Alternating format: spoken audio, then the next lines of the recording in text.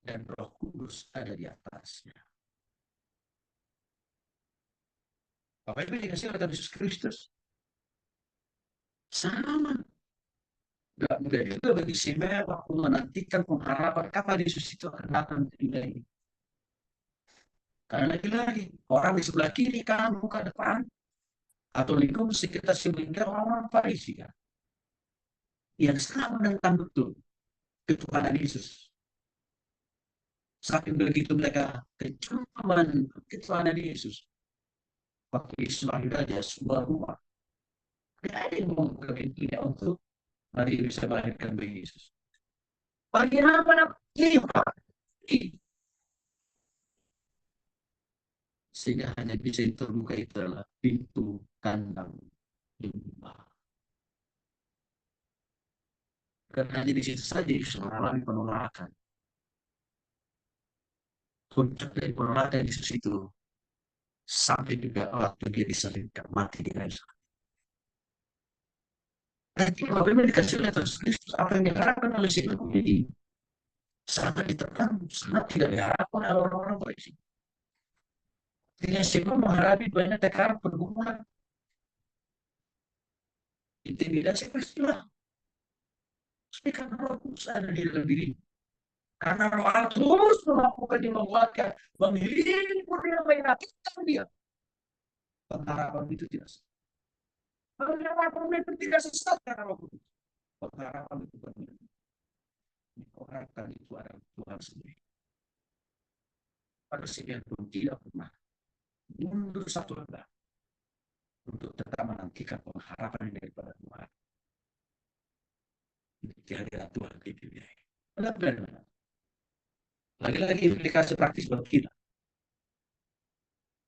Ya, katakan sekali lagi Bapak Ibu, dengan Yeshua itu kita sendiri, kita tidak akan pernah bisa survive. Kita tidak akan pernah mampu dan kuat menghadapi berbagai episode, masalah, ujian, penderitaan, selama kita hidup di dunia. Apabila dikasih oleh Yesus Kristus, banyak orang selalu bertanya begini, saya Pak Pendeta, kok rasanya kok tidak ada akhir atau ujung daripada persoalan pergumulan selama kita hidup di dunia ini ya Pak? Para saya sudah tak kuat loh Pak, sudah tak mampu Pak. Tuh, kalau kita berjalan sendiri, yang tahu, tak usah menunggu badai halilintar akan menghampiri hidup. Tak usah, lalu besar badainya. Lebih besar persoalannya. Salah kecil aja. Kita tidak akan mampu menghadapi tanpa pertolongan. Sekarang contohnya kita. Siapa yang menghadapi berbagai masalah, persoalan, penderitaan, kesukaran, kesulitan, kekurangan, maka dipakai di dalam masa pelayanannya. Maka di awal pertobatan Paulus pun dia harus mengalami kebutaan beberapa hari. Di awal pertobatan dia sudah mengalami penderitaan. Dan waktu dia sembuh di dekat Tuhan kelihatannya, mulai dia menjalani kehidupannya sebagai orang percaya. Tetapi apa yang dikasih oleh Tuhan Kristus, waktu dia mulai menjalani kehidupannya sebagai orang percaya, juga menghadapi banyak masalah, persoalan. Bahkan waktu dia mulai melakukan pelayanan untuk tugas pelayanannya, surah-surah Rasul Paulus di dalam perjanjian baru banyak menguraikan menjelaskan penderitaan, kesukaran, kesulitan yang dialami oleh Rasul Paulus. Bukan masalah tidak punya uang saja, tapi seringkali juga dia tidak punya tempat untuk tinggal. Bahkan Bapak Ibu dikasih Yesus Kristus, dia merupakan dalam surat-surat yang dia tulis dalam perjanjian. Waktu dia ada di kota, dia juga dimusuhi. Waktu dia ada di desa, dia juga dimusuhi. Waktu dia di perjalanan, dia juga sering dikejar-kejar. Waktu dia ada di laut,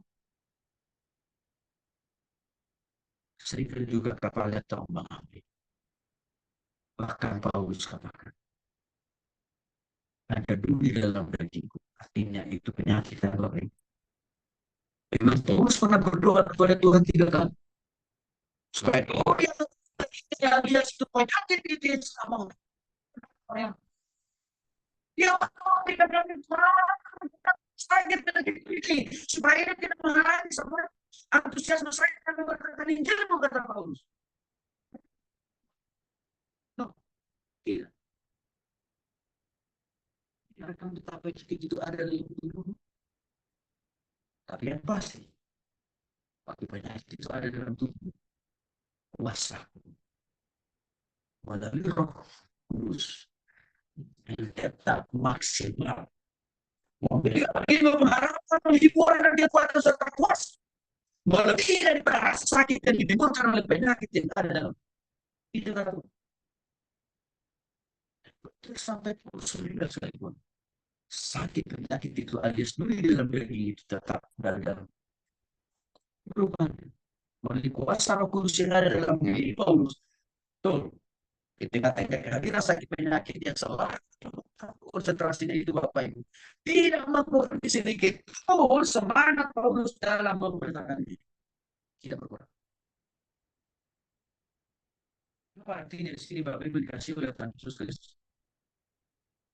Saya dikatakan setelah kita hidup di dunia ini persoalan pergumulan kesukaran penderitaan kekurangan pasti masih bisa kita alami. Sekarang Bapak Ibu tidak takut dengan apa yang saya sampaikan tadi. Itu Tuhan itu. Itu juga kita sudah benar. Itulah ridis. Itulah akhir dari segala penderitaan dan kesukaran.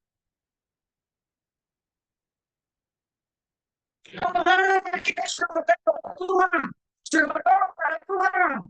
Lakukan kerjaan kita dengan membiarkan persoalan pergumulan penyakit melalui diri kita karena Tuhan belum selesai menyempurnakan totalitas hidup kita karena Tuhan belum selesai mengubah hidup kita bro. Karena Tuhan belum selesai menyempurnakan memproses kita belum selesai. Kalau kamu ini di surga tidak ada lagi pemrosesan. Di surga tidak ada lagi proses penyempurnaan. Di surga tidak ada lagi proses perubahan. Itu hanya akan Tuhan lakukan selama kita hidup di dunia. Tahu aja saja. Maksud kita diizinkan Tuhan mengalami proses pembentukan bagi kesukaran dan mulai kita harus melihat, kita harus merespon positif. Maka itu berarti kalau fokus mau menyempurnakan hidup menjadi lebih baik. Itu cara berpikir kita.